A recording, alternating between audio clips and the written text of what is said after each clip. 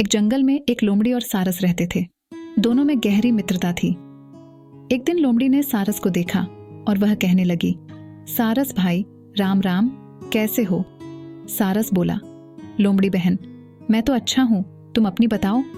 लोमड़ी को शरारत सूझी और वह कहने लगी, सारस भाई, मैं तुम्हें अपने घर दावत पर बुलाना चाहती हूँ, कल तुम मेरे घर भोजन करने आना।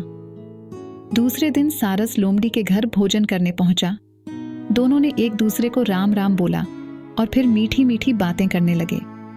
कुछ देर बाद लोमड़ी 2 परातों में बहुत पतली खिचड़ी बनाकर ले आई और वह सारस से बोली, सारस भाई आओ खाना खाएं।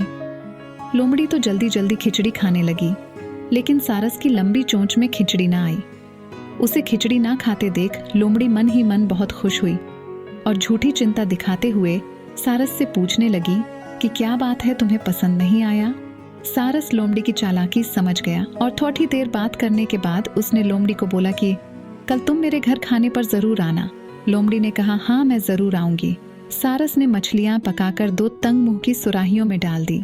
जब लोमड़ी आई तो दोनों ने एक दूसरे को राम राम करी और बातें करने लगे। कुछ देर बाद सारस सुराही उठा लाया।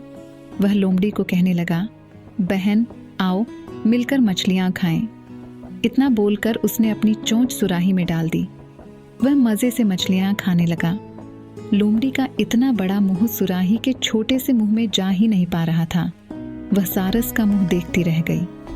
अब लोमड़ी समझ गई कि सारस ने अपना बदला ले लिया है। शिक्षा, जैसे को तैसा।